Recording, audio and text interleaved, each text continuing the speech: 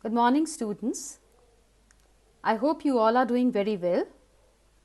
Today I am going to teach you a poem. Before I start the poem, I would just like to introduce the textbooks of class 9th to you. In English, there are two books. The first one is Beehive and the second one is a supplementary reader, Moments. Today I am going to teach the poem from the book Beehive. It is given in Unit 1 of the book. There is the story The Fun They Had by Isaac Asimov in Unit 1, and the second one is the poem The Road Not Taken. This poem has been written by Robert Frost, and today I am going to teach this poem to you. The Road Not Taken by Robert Frost. About the poet. Robert Frost was an American poet and winner of 4 Pulitzer Prizes. His famous works include Fire and Ice, Mending Wall, Birches, Out, Out, Nothing Gold Can Stay, and Home Burial. His 1916 poem, The Road Not Taken, is often read at graduation ceremonies across the United States. The poem. Two roads diverged in a yellow wood, and sorry I could not travel. Now students, I am going to explain the poem to you stanza wise. Two roads diverged in a yellow wood, and sorry I could not travel both, and be one traveller long I stood, and looked down one as far as I could, to where it bent in the undergrowth.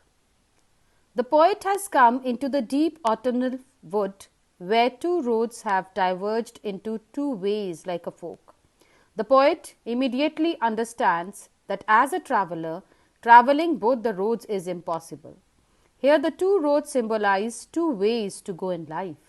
The poet first thought of travelling both the roads and then discarded the idea.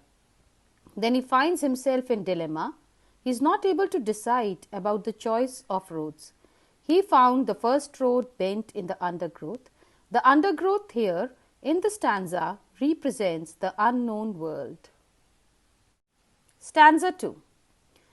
Then took the other just as fair, and having perhaps the better claim, because it was grassy and wanted wear, though as for that the passing there had worn them really about the same. The poet selects the road that appears at first glance to be less travelled. This stanza suggests that he has an independent spirit and does not wish to follow the crowd.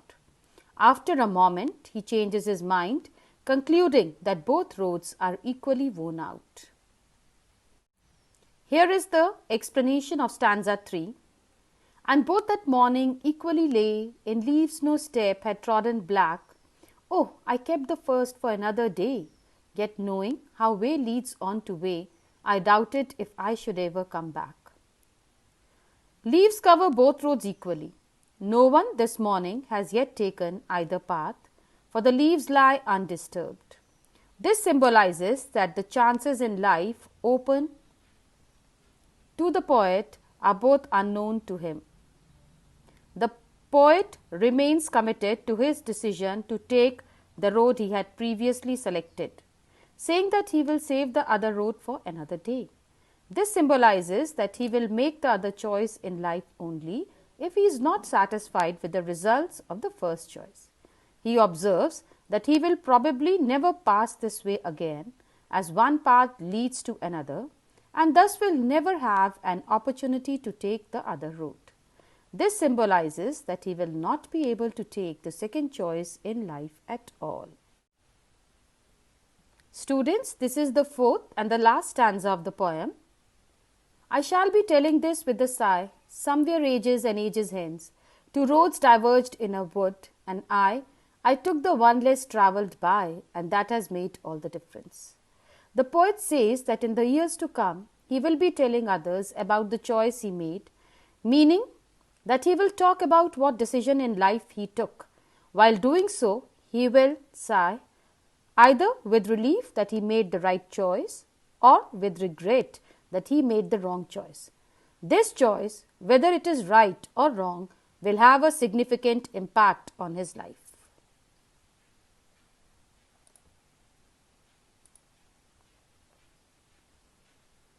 These are the poetic devices in the poem. Now students, I am just going to give you the central idea of the poem, The Road Not Taken by Robert Frost. The Road Not Taken is the poem about making choices in life and the choices that shape our future. Many alternatives are available at the time of choice, but we have to select one. It is only the future that will reveal whether the decision taken is wrong or not. After taking decisions, we cannot undo them. We can only regret them. Even if we wish, we cannot start all over again. So taking the right decision and making correct choices is very crucial to an individual's life. Any wrong decision or choice can spoil our life. Next, I am going to discuss the poetic or literary devices used in the poem. The first one is assonance. Assonance is the repetition of vowel sounds. Now, the example from the poem is, two roads diverged in a yellow wood. This is the first line of stanza 1. The O sound is repeated in roads and yellow. The second literary device in the poem is personification. Personification is a figure of speech in which something that is not human is given human characteristics. The example of it is given in stanza 2. Now students, I am going to discuss the poetic devices or the literary devices in the poem, The Road Not Taken. The first one is assonance. Assonance is the repetition of vowel sounds. In line 1, two roads diverged in a yellow wood. We have an example of this poetic device. The O sound is repeated in roads and yellow. The second literary device is personification. Personification is a figure of speech in which something that is not human is given human characteristics. In stanza 2, there is the line, because it was grassy and wanted wear. This is an example of personification. Imagery. Imagery means to use figurative language to represent objects, actions and ideas in such a way that it appeals to our physical senses. Examples are given over here. In stanza 1, there is this line, two roads diverged in a yellow wood, and in stanza 3, there are the lines, and both that morning equally lay, and in leaves no step had trodden black.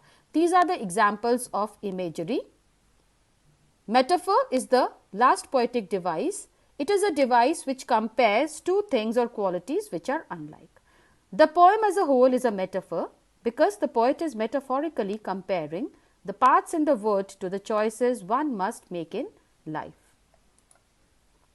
I hope you have understood the poem, and if you have any doubt, a time will be given to you to clarify your doubts.